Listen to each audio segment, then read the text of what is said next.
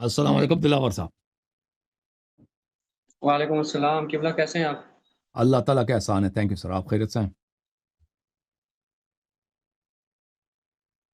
آواز آ رہی ہے میری آپ کو؟ آپ خیریت سے ہیں؟ جی جی سر، آ رہی ہے الحمدللہ، اللہ کا شکر ہے، بہت شکریہ سر، آپ نے ٹائم دیا، الحمدللہ شور. خیر۔ جی جی سر. اللہ آپ کو عزت دے. تھینک سر کچھ سوالات تھے میرے، جن کے جوابات جاننا جو ہے نا بہت ضروری تھا۔ یو. ظاہر ہے آپ کے سوا کوئی ہے نہیں جو کوئی اتھینٹک جواب دے سکے، سب نے اپنی اپنی دکان لگائی ہے، آپ کو پتہ ہے ادھر، جواد تو اس نقوی لیے میں صاحب ہیں نا؟ حاضر ہوا تھا کہ لاہور والے. لاہور والے فرزند سر فرزند ہزاروی. میں سر آپ کے علاوہ نہ میں کسی بندے کو نہ سنوں، نہ کسی بندے کو پسند کروں، نہ کسی بندے کی بتائی ہوئی بات کو میں دل پہ لوں، بس آیا ٹھیک. ختم۔ آپ ہی ہیں جن کی بات سنتا ہوں، مانتا ہوں اور میں عمل آپ کا کرتا ہوں۔ خادم ہوں. وہ ایک اسلام آباد میں ابھی ہے نا، ان کی شکل ابو حنیفہ جیسا بالکل. وہ میں نے کہا تھا ابو حنیفہ شکل اس سے ملتا ہے، وہ ناراض ہو گئے. کون سر وہ ایک ہے بلتی شیخ. نہیں نہیں سر، یہ تو سب آئے ہوئے ہیں، لیکن سب نہیں نہیں، اس کا سب کچرا باپ ہے بھی سر، آپ بالکل کے ابو سامنے حنیفہ. سب جو ہے نا وہ اس کے پانی والد پڑتے ہیں۔ صاحب بھی ابو حنیفہ کی سنت پہ تھے. یہ بھی ان کا بیٹا بھی ابو حنیفہ کی سنت پر ہے. چلیں بھائی صاحب، اللہ میں مذاق کر رہا ہوں. اللہ آپ کو سلامتی دے. کیا سوال ہے آپ کے؟ بہت شکریہ سر، میں نے کچھ سوالات ہیں، ان میں سے پہلا یہ ہے نا کہ بہت جگہ ہم نے پڑھا اور سنا کہ معراج کی شب جو ہے نا رسول اللہ صلی اللہ علیہ وسلم نے اللہ تعالیٰ سے وہ ہم کلام ہوئے تھے۔ تو دیکھیں ہوں. سر کہ بولنے کے لیے زبان کا ہونا ضروری ہے ہوں. اور زبان کے لیے دخن کا ہونا ضروری ہے، تو اگر ہوں. رسول اللہ صلی اللہ علیہ وسلم نے اللہ سے وہ ہم کلام ہوئے تھے، تو ظاہر ہے اللہ تعالیٰ کا ایک وجود ہوگا۔ اگر اللہ تعالیٰ کا مطلب وجود نہیں ہے فزیکلی، تو رسول اللہ صلی اللہ علیہ وسلم معراج کی شب کس سے ہم کلام ہوئے تھے سر؟ اس کی تھوڑی یہ وضاحت کر دیں۔ اللہ تعالیٰ نے، وہ تو حدیث میں ہے نا، اللہ تعالیٰ نے صدا خلق کیا نا. اللہ تعالیٰ نے جو موسیٰ علیہ السلام سے بھی گفتگو فرمایا ہے، وہ اس طرح نہیں کہ اللہ کا کوئی گلہ ہے، اللہ کا کوئی زبان ہے، اللہ کا کوئی وہ جسم ہے. اللہ تعالیٰ دیکھیں، وہ زبان کے بغیر، گلے کے بغیر وہ آواز خلق کر سکتا ہے نا. جیسے ہمارے لیے آواز ہم خلق کرتے ہیں نا، اس کے لیے کس چیز کی ضرورت ہوتی ہے؟ یہ سارے اعضاء جو آپ کے بولنے کے اعضاء ہیں، آپ کے منہ، دانت ہے، ہونٹ ہے، سب کچھ. اور اس میں پھیپھڑے بھی شامل ہو جاتے ہیں، کیونکہ ہوا نکلنے کی ضرورت ہوتی ہے، آ جاتے ہیں. تو اللہ تعالیٰ نے آواز خلق کی ہے. اس طرح نہیں ہے کہ انہوں نے امیر المومنین علیہ السلام کو کہا کہ تم پیغمبر سے بات کرو. یہ نہیں ہے. امیر المومنین علیہ السلام سے بات کرانی ہاں، ہوتی نا کافی تو جگہ یہ بھی پڑھا ہے۔ ہاں، تو وہ تو اللہ ادھر معراج کی ضرورت ہی نہیں تھی. وہ امیر المومنین علیہ السلام ساتھ ہی ایک گھر میں رہتے ہیں بھائی، صبح شام ان سے گفتگو ہوتی ہے جی نا. صبح شام ان سے گفتگو ہوتی ہے. اور اس طرح نہیں. ہاں بالکل، اللہ تعالیٰ نے ان سے پیغمبر صلی اللہ علیہ وسلم سے گفتگو فرمائی ہے، لیکن بغیر، دیکھو جیسے اللہ دیکھتا ہے، آنکھ کے بغیر دیکھتا ہے نا. اب جاہل ذاکر کہیں گے کہ وہ عین اللہ، امیر المومنین سے عین اللہ، تو اللہ تعالیٰ امام علی علیہ السلام کے تھرو دیکھتا ہے. وہ اس طرح نہیں ہے. عین اللہ ہے، عین اللہ ہے، یعنی میں عین جو ہے نا شاہد کو بولتے ہیں. عین عربی زبان میں شاہد کو بھی بولتے ہیں نا، کہ میں اللہ کی آنکھ ہوں، یعنی میں اللہ تعالیٰ کی جانب سے شاہد ہوں آپ پر، کہ میں آپ کے اعمال مجھ پہ عرضہ ہوتے ہیں، آپ کے اعمال کو میں دیکھتا ہوں. اس طرح نہیں کہ وہ اللہ کی آنکھ ہے. امیر المومنین علیہ الصلوۃ والسلام، اللہ تعالیٰ کو نظر ہی نہیں آتا کچھ. امیر المومنین صلی اللہ علیہ وسلم ہیں تو ان کو نظر آتا ہے. یہ سب کفر ہے. اللہ تعالیٰ دیکھتا ہے بغیر آنکھ کے، اللہ تعالیٰ سنتا ہے بغیر کان کے، اللہ تعالیٰ بولتا ہے جس سے بولنا وہ چاہیں، بغیر زبان کے، بغیر کسی حنجرے کے، بغیر کسی عضو کے. ٹھیک ہے نا. تو وہ ٹھیک اس کا اللہ نے آواز خلق کی ہے، ساؤنڈ خلق فرمایا. جی ہاں. ٹھیک، بہت شکریہ۔ اچھا قبلہ، میرا دوسرا سوال یہ ہے کہ جب امام مہدی کا قرب قیامت ظہور ہوگا، تو ان کی نصرت کے لیے، ان کی مدد کے لیے حضرت عیسیٰ علیہ السلام ہی کیوں آئیں گے؟ کوئی اور پیغمبر یا نبی کیوں نہیں آئے گا سر؟ تو اللہ تعالیٰ نے عیسیٰ علیہ السلام کو، سب انبیاء آئیں گے. اس طرح نہیں، سب انبیاء کی رجعت ہوگی نا، وہ صرف وہ تو نہیں ہے. وہ سب انبیاء آئیں گے، جتنے شیعہ دنیا سے گئے، جو مخلص شیعہ تھے وہ بھی دنیا میں آئیں گے. لیکن عیسیٰ علیہ السلام کو اللہ تعالیٰ نے ایک حجت، ایک آیت کے طور پر، کہ کوئی امام عصر علیہ السلام کو انکار نہ کرے. کوئی یہ نہ کہہ دے کہ بھئی امام عصر علیہ السلام اتنی لمبی عمر ہے، کیسے رہتے ہوں. ٹھیک ہے نا. تو اللہ تعالیٰ نے ان کو زندہ رکھا ہے، عیسیٰ علیہ السلام کو، اسی مقصد کے لیے، تاکہ کوئی مسلمان انکار نہ کر سکے کہ حجت صاحب الزمان علیہ السلام اگر ان کی لمبی زندگی ہے، اس کا مذاق اڑا دے. اسی لیے تو مذاق نہیں اڑا سکتے نا، کچھ کہہ نہیں سکتے، مناظرہ نہیں کر سکتے کہ اتنی لمبی عمر کیوں ہے. مناظرہ کر لینا. وہ اپنے ممبروں پہ کچھ کہیں گے، نوٹ، وہ کوئی کامنٹ کرتا ہے نا اپنے ممبروں پہ، اپنے مدرسوں میں، ان کا امام جو ہے اتنی لمبی عمر ہو نہیں سکتی. تو ٹھیک ہے بھائی، تم اگر لمبی عمر نہیں ہو سکتی تو تم کافر ہو جاؤ، کیونکہ جس نے عیسیٰ علیہ السلام کو زندہ رکھا ہے، 2000 سال سے، ابھی 2025 ہے، ٹھیک ہے نا. اب ہم نہیں کہتا کہ 2025 جو ہے عیسیٰ علیہ السلام کی عمر ہے، کیونکہ عمر ان کی معلوم ہے، لیکن اسی لگ بھگ ہے. جو عیسائی جو جنتری ہے، عیسائی جو کیلنڈر ہے نا، عیسیٰ علیہ السلام کی عمر یہی جیسا ہے. اب وہ ان کا سال کا آغاز صحیح ہو گیا نہ ہو، لیکن 2000 سے زیادہ، 2001 کے لگ بھگ ہے. اتنی لمبی عمر ان کو دی اللہ نے. تو امام عصر علیہ السلام کو جو ان سے بعد 600 سال بعد، 650 سال بلکہ 850 سال بعد پیدا ہوئے ہیں، تو ان کی زندگی میں تو کوئی تعجب نہیں ہونی چاہیے، ٹھیک ہے نا. بہت شکریہ. اچھا قبلہ، یہ جو سورہ کوثر ہے نا، اس میں جو یہ ذکر ہوا حوض کوثر کا، یہ بیسیکلی ہے کیا چیز قبلہ؟ حوض کوثر کیا چیز؟ تو دیکھیں، یہ جو شیخ ذاکر کہتا ہے نا کہ حوض کوثر سے مراد رسول صلی اللہ علیہ وسلم کی اولاد ہے، یہ اہل سنت کی تفسیر ہے. ان کے پاس بھی کوئی حدیث نہیں ہے کہ رسول صلی اللہ علیہ وسلم کی اولاد ہیں یا حضرت زہرا سلام اللہ علیہ، ان کے پاس بھی کوئی حدیث نہیں ہے. وہ ایسے ہی وہ خود اپنے اجتہاد سے بنا لیتے ہیں.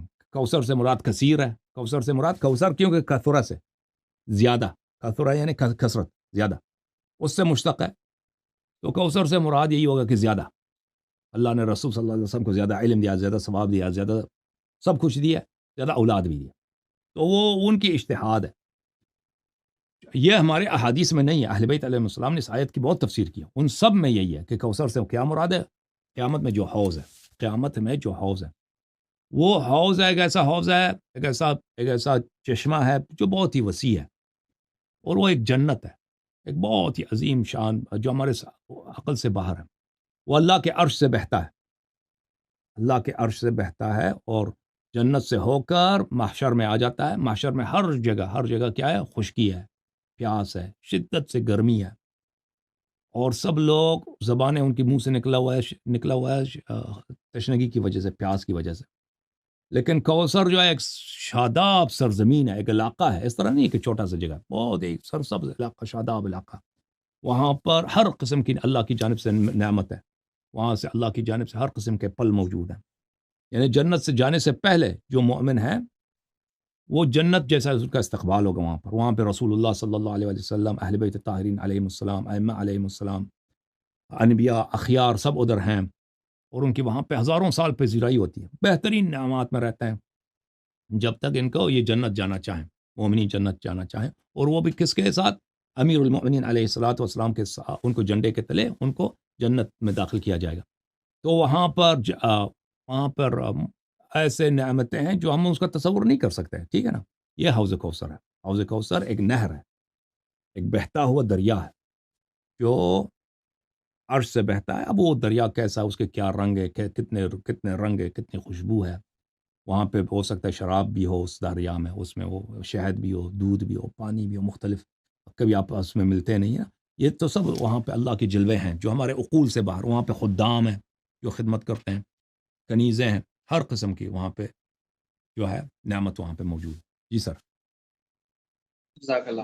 اچھا سر، اگلا سوال میرا یہ ہے کہ دیکھیں کہ نبی کریم صلی اللہ علیہ وسلم کی بعثت کے بعد، مطلب ان کی جب نبوت کا اعلان ہوا، ان کے بعد ان کی تعلیمات پہ ہی عمل کرنے والا شخص جو ہے وہ کہتے ہیں کہ کامیاب ہے، وہی مطلب مومن ہے، مسلمان ہے، ایمان والا ہے. اللہ تعالیٰ نے ان سے پہلے جو 1,24,000 کم و بیش انبیاء بھیجے. تو کیا آج کے دور میں جو کوئی بندہ ان کی تعلیمات پہ عمل کرتا ہے، ان کو فالو کرتا ہے، تو وہ پھر کیسے غیر مسلم، یا وہ مطلب خسارے میں نہیں، تو کیسے ان ہے؟ انبیاء نے کہا ہے نا، ان انبیاء نے بولا کہ ہمارے بعد جو نبی آنا ہے اس کے آپ نے پیروی کرنی ہے نا.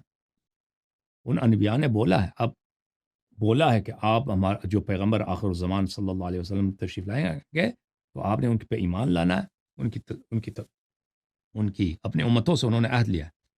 ان کی آپ نے، جیسے نبی کریم صلی اللہ علیہ وسلم نے اپنی امت کو بتایا کہ میرے بعد میرے اہل بیت علیہ السلام 12 امام آئیں گے، ٹھیک ہے نا. ایک بعد دیگر ان کی آپ نے نصرت کرنی ہے، ان کی اطاعت کرنی ہے، ان کی بات ماننی ہے. اسی طرح پرانے انبیاء سب نے یہ وصیت کی اپنے امتوں کو، ٹھیک ہے نا. تو اس طرح سے کہ وہ اس بات میں کوئی تضاد نہیں ہے. اگر کوئی واقعہ عیسیٰ علیہ السلام کی وہ اتباع کرنا چاہتا ہے تو اس کے لیے کوئی طریقہ ہی نہیں ہے کہ ہمارے نبی صلی اللہ علیہ وسلم کے لیے سوائے اس کے کہ ان کی اتباع کریں. ٹھیک ہے، جزاک اللہ. اچھا قبلہ، اگلا سوال یہ ہے کہ یہ جو ہمارے امام ہیں، امام موسیٰ کاظم، قبلہ ان کے کتنے بیٹے تھے، اور ان کی نسل جو ہے یہ آگے کن سے چلی ہے؟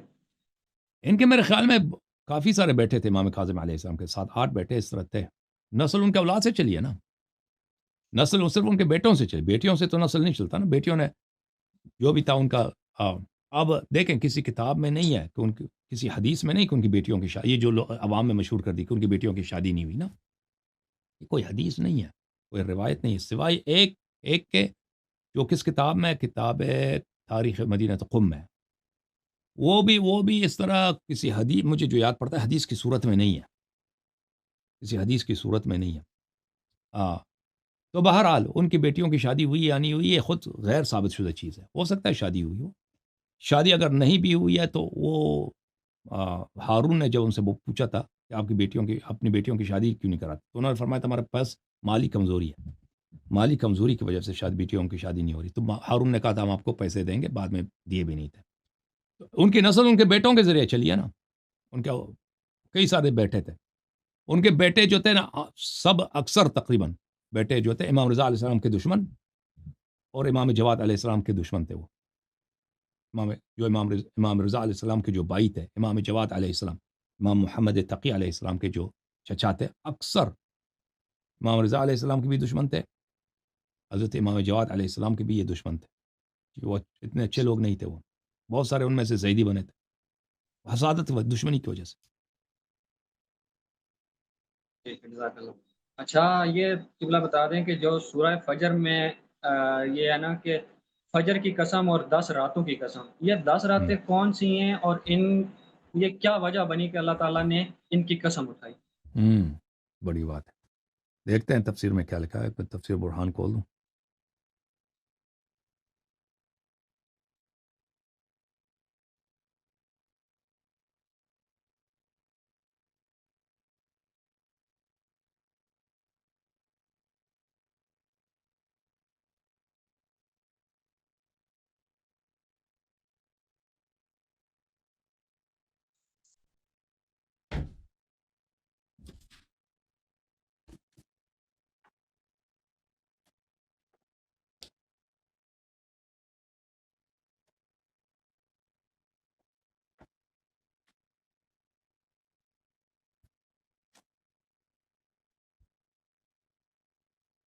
اچھا، یہ امام جعفر صادق علیہ السلام کی حدیث ہے. یہ کتاب ہے تفسیر البرحان سید حاشم البحرانی رحمہ اللہ، جلد نمبر 8.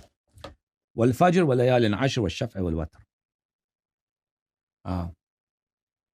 فجر کی قسم اور 10 راتوں کی قسم، اور شفع بولتے ہیں ایون کو، آڈ ایون جو ہوتا ہے نا جفت، ایون کو کیا بولتے ہیں اردو میں؟ جفت جو 2 ہوتے ہیں. وتر ایک جو آڈ ہوتا ہے. والفجر سے مراد امام جعفر صادق علیہ السلام نے فرمایا فجر کی قسم، فجر سے مراد حضرت امام حجت علیہ السلام ہے کہ تاریک راتیں ختم ہو جاتی ہیں اور اب روشنی ہے. امام عصر علیہ السلام.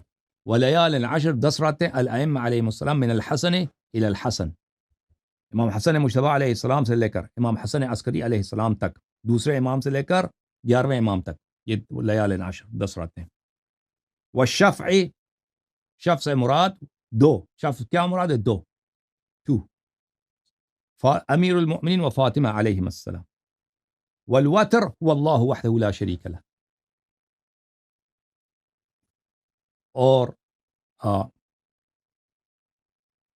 اور کیا ہے؟ اور وتر سے مراد اللہ تعالیٰ، خود اللہ تعالیٰ. وتر یعنی ایک، وتر یعنی ایک.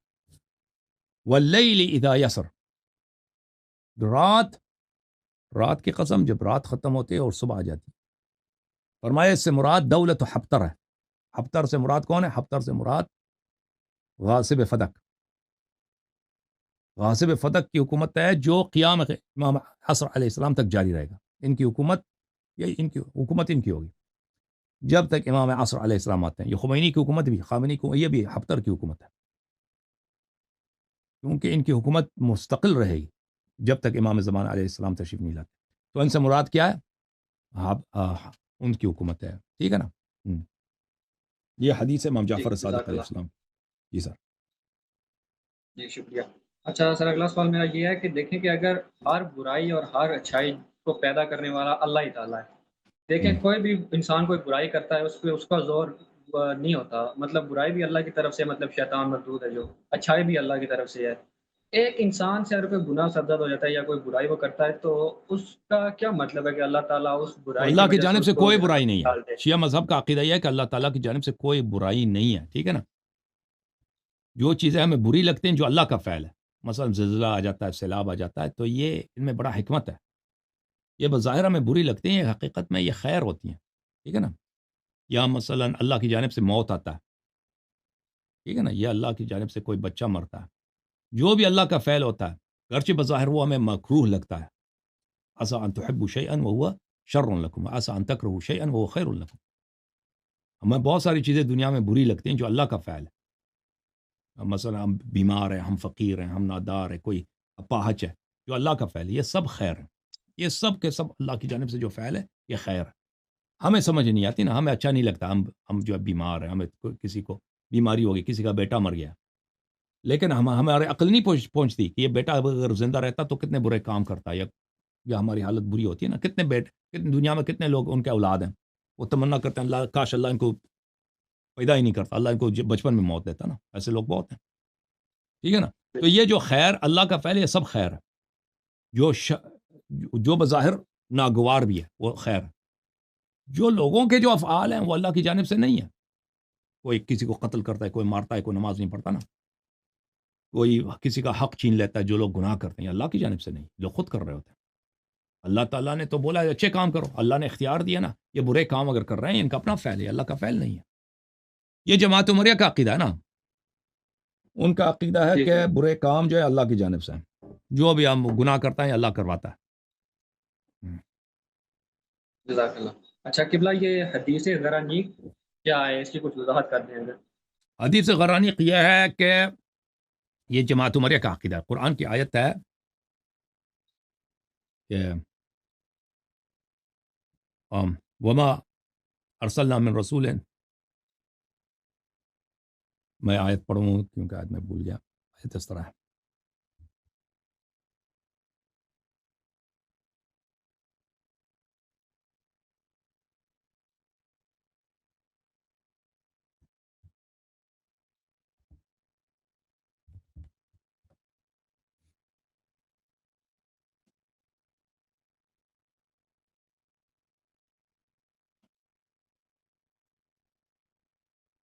وما ارسلنا من قبلك من رسول ولا نبي الا اذا تمنى القى الشيطان في امنيته.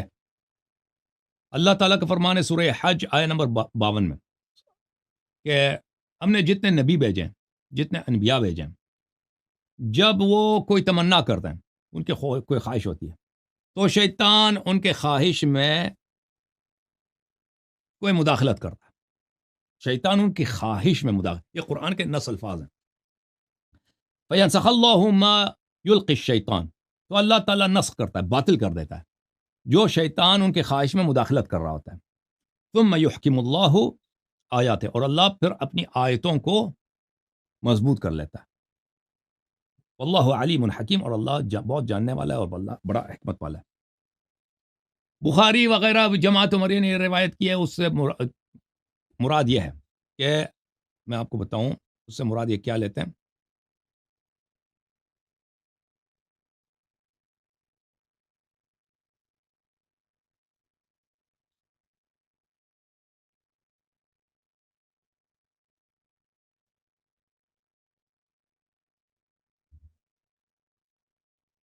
اس سے مراد یہ لیتے ہیں کہ رسول صلی اللہ علیہ وسلم نماز پڑھ رہے تھے کعبے میں، کعبے کے سامنے. تو مشرکین، وہ حج کا جو موسم ہوتا تھا نا، مشرکین کسی کو چھیڑ نہیں سکتے تھے. مشرکین کا رواج یہ تھا شروع سے کہ جو حج کا موسم ہے اس میں کسی کو مار نہیں سکتے، کسی کو چھیڑ نہیں سکتے. تو اس موسم میں رسول صلی اللہ علیہ وسلم آتے تھے، تبلیغ کرتے تھے، قرآن سے لوگوں کو سناتے تھے، دعوت دیتے تھے، اور نمازیں پڑھتے تھے کعبہ کے سامنے. تو وہ نبی صلی اللہ علیہ وآلہ وسلم کعبہ کے سامنے نماز پڑھ رہے تھے. کچھ مسلمان بھی ان کے پیچھے نماز پڑھ رہے تھے. تو یہ کہتے ہیں کہ نماز پڑھتے پڑھتے نبی صلی اللہ علیہ وآلہ وسلم نے بتوں کی تعریف شروع کی اور کہا کہ آیت یہ ہے، آیت قرآن کی یہ ہے کہ اعوذ باللہ من الشیطان الرجیم. سورہ نجم کی آیت ہے. سورہ نجم کی آیت یہ ہے افرأيتم اللات والعزى ومناة الثالثة الأخرى، کیا تم نے، یہ مکے والوں کی بت ہے نا، کیا تم نے لات و عزا کو دیکھا؟ اور منات بھی ان کا بت ہے، اور منات جو ان کا تیسرا بھگوان ہے، تیسرا گاڈ ہے، تیسرا، اس کو بھی دیکھا؟ قرآن کی آیت یہ ہے۔ اچھا، یہ کہتے ہیں کہ نبی صلی اللہ علیہ وسلم نے اسی آیت قرآن پڑھنا شروع کیا تھا، پڑھتے پڑھتے جب یہاں پہنچے تو کہا کہ اس کے بعد انہوں نے اپنے سے ملا، شیطان نے ان کے زبان پہ جاری کیا، تلک الغرانیق الاولی، یہ تو بہت ہی خوبصورت نوجوان ہے، شفاعتہن ترتجا، یہ ہماری گناہوں کی شفاعت کرتے ہیں اللہ کے سامنے، اور ہم امید کرتے ہیں کہ یہ ہماری بھی شفاعت کریں۔ تو اس سے پہلے جو مشرکین تھے وہ نبی صلی اللہ علیہ وسلم سے اسی لیے گلہ کرتے تھے کہ آپ ہمارے خداؤں کو گالی دیتے ہیں، ہمارے جو خاندانی خدا ہیں، بھگوان ہیں، ہوتے ہیں، تو آپ ہمارے مقدسات کی توہین کرتے ہیں نا، یہ حرام ہے، یہ غلط کام ہے، ہم آپ کے اللہ کو مانتے ہیں، آپ یہ ہمارے اللہ کو مانیں نا، ہمارے خدائیں جو ہیں ان کو برا نہ کہیں۔ آپ لوگوں کو سناتے ہیں کہ یہ بت جو ہے ان کا کوئی فائدہ نہیں ہے، ہم بھی کہتے ہیں ایک اللہ آسمان میں ایک اللہ ہے بڑا، یہ جو ہمارے شفاعت کرتے ہیں نا ان کے پاس، یہ ہمارا جو ہے ان کے پاس کنیکشن ہے، سفارش کرنے والے خدا ہیں۔ تو وہ مشرکین نے بھی جب سنا کہ نبی صلی اللہ علیہ وسلم کو ان کا عقیدہ ہو گیا نا، اب پہلے ان کے خداؤں کو یہ برا کہتے تھے، یہ خدا ہی نہیں ہے، اب ان کے خدا کو انہوں نے مان لیا، تو وہ بھی بڑے خوش ہو گئے، وہ بھی آئے، صف میں شامل ہو گئے، سب مشرک بھی آئے، انہوں نے بھی نماز پڑھنا شروع کر دی نبی صلی اللہ علیہ وسلم کے ساتھ، اور انہوں نے سب نے سجدہ کیا، اور یہ بخاری میں بھی موجود ہے، مختصر تفصیل کے ساتھ نہیں، مختصر اور صحیح اسانید کے ساتھ ان لوگوں نے روایت کی ہے کہ نبی صلی اللہ علیہ وسلم نے بتوں کی پوجا کی ہے نبوت کے بعد۔ تو بعد میں پیغمبر کو پتہ چلا کہ یہ کتنی بڑی غلطی ہوئی ہے، شیطان نے مجھ پہ قبضہ کیا ہے، فلان فلان فلان۔ یہ ان کی ہاں تفسیر ہے نا، ہمارے ہاں تفسیر اس طرح ہے کہ نبی دیکھیں آیا کیا فرماتا ہے، آیا فرماتا ہے کہ ما ارسلنا من رسول، آیا کیا ہے، آیا یہ ہے بھائی، ما ارسلنا من قبلك من رسول ولا نبي الا اذا تمنى القى الشيطان في امنيته، آیا یہ کہہ رہا کہ جتنے پہلے انبیاء تھے اور نبی تھے، اگر وہ کوئی خواہش کرتے تھے نا، شیطان ان کی خواہش میں مداخلت کرتا تھا۔ اہل بیت علیہ السلام نے فرمایا اس کا اصل واقعہ اس طرح ہے کہ ایک عرب تھا، اس نے ایک دن ایک اونٹ کا اس نے ذبح کیا، اور نبی صلی اللہ علیہ وسلم کو اس نے دعوت دی، بہترین گوشت اس نے پکایا، اس کے بعد اس نے بہترین کھجور بھی جو اپنے باغ سے لے کے آیا۔ نبی صلی اللہ علیہ وسلم نے جب کھانے کی طرف دیکھا نا، کتنا بہترین کھانا ہے، تو نبی صلی اللہ علیہ وسلم نے دعا کی کہ یا اللہ کاش میرا بھائی امام علی علیہ السلام یہاں میرے ساتھ ہوتے، یہ کھانا وہ بھی کھاتے۔ تو شیطان نے آیا کیا فرماتا کہ انبیاء جب کوئی خواہش کرتے ہیں تو شیطان اس میں مداخلہ کرتا ہے۔ شیطان نے ورغلایا ابو بکر عمر عثمان کو، یہ تین پہنچ گئے نا، پھر مولا امام علی علیہ السلام تشریف لائے۔ تو یہ جو شیطان نے مداخلہ کیا نا، شیطان کو پتہ چلا تھا کہ نبی کریم صلی اللہ علیہ وسلم کی خواہش ہے کہ امام علی علیہ السلام ان کے ساتھ آئیں، کھانے میں شریک ہو جائیں، تو شیطان نے ان تینوں کو بھیجا، ٹھیک ہے نا، پھر امام علی علیہ السلام تشریف لائیں۔ تو اصل اس کی تفسیر یہ ہے نہ کہ نبی کریم صلی اللہ علیہ وسلم کی زبان پر وہ کفری الفاظ جاری ہوئے، انہوں نے بتوں کی پوجا کی نماز کی حالت میں، نبوت کے بعد، بعثت کے بعد کافر ہو گئے، ٹھیک ہے نا، اور شیطان کا ان پہ تسلط تھا، اس طرح نہیں ہے۔ تو ان لوگوں نے جب دیکھا کہ یہ آیا جو ہے اس میں کافی بے عزتی خلفائے ثلاثہ کے متعلق، کہ خلفائے ثلاثہ وہاں پہ کھانے پہنچ گئے تھے، نبی صلی اللہ علیہ وسلم کا صدقہ کھانے، جوتا کھانے کے لیے پہنچے تھے، یہ تو شیطان کے سپاہی تھے، یہ تو شیطان نے ان کو وہاں لے کے آیا۔ تو اس کو بچانے کے لیے، دھونے کے لیے ان لوگوں نے کیا کیا، ان لوگوں نے لگا دیا بھائی خود نبی صلی اللہ علیہ وسلم کو کافر بنا دیا الٹا۔ تو یہ تو دوسری کہانی ہے کہ نبی صلی اللہ علیہ وسلم مکے میں انہوں نے بتوں کی پوجا کی، ٹھیک ہے نا، اصل واقعہ یہ کاظمی بھائی تھینک یو سر۔ آخری سوال ہے قبلہ، بس آخری جانے دیں، مجھے کام ہے، اللہ جانتا ہے مجھے کام ہے، چلے آخری سوال ہے بس تھوڑا سا پوچھ لے بھائی۔ اچھا، یہ جو رسول اللہ صلی اللہ علیہ وسلم نے حضرت حذیفہ رضی اللہ تعالیٰ عنہ کو 12 منافقین کے بارے میں بتایا تھا نا، تو یہ مولا علی کو کیوں نہیں بتایا؟ کیونکہ جن کو ان کو پتہ بھی تھا کہ میرے بعد مولا علی کے ساتھ کیا ہوگا، وہ تو ان کی حدیث ہے نا کہ منافقین کو حذیفہ کو بتایا، مولا علی جتنے رسول صلی اللہ علیہ وسلم کے سینے میں علم تھا سب امام علی علیہ السلام کو بتایا، ان کے درمیان کوئی راز نہیں تھا، اللہ کی جانب سے حکم تھا کہ تیرے پاس جتنا بھی علم ہے اس سکھا دو امام علی علیہ السلام کو۔ Okay, thank you sir. Allah تعالیٰ آپ سب کو جزائے خیر دے. شکریہ سب کا. حسین مولا.